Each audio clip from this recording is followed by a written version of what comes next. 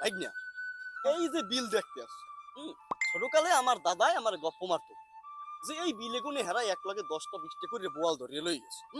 কয় পানির চেয়ে মাছ চালে বেমালা, পানির চেয়েও মাছের পরিমাণ বেশি গেল, এত মাছ ছিল। তাই ওই সময় হেরা নাকি ভাত খাইতে না, খালি মাছ খাইতে।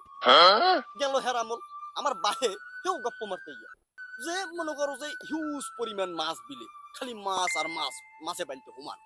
কিন্তু ভাই না, আমি যখন বড় হইলাম বিলে বহুদিন মাছ ধরতে গেছি, আজ পর্যন্ত কোনো মাছের দেখা পাইনি। এই মাছগুলো আসলে কোথায় গেছে? আমার দাদা বাবা আমলে যে মাছগুলো ছিল ওগুলো আসলে কই গেছে? এটা একটা ভাবার বিষয় না ভাই? মামা আমার মনে হয় কি এই মাছগুলো সব বাথরুমে। তুই ঢাকা শহর থাকতে থাকতে কাল বলদ হইছো, মাছগুলো বাথরুমে যায় কেমনে? মামা আপনি কিন্তু আমার কথা এককাল হালাই দিতে পারবেন না।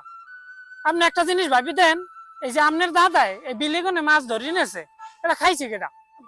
আপনারা, আপনি খাইছেন, আপনার আব্বাই খাইছে, আপনার ফ্যামিলির মানুষ সবাই মিললে খাইছেন।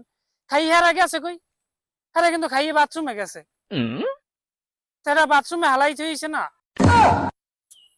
ভাই তুই কথাটা বলদের মতো কইলো, কথাটা কিন্তু যুক্তি আছে। আসলে সব তো বাথরুমেই আছে, এটা তো বিষয়টা আসলে ভাবার বিষয়।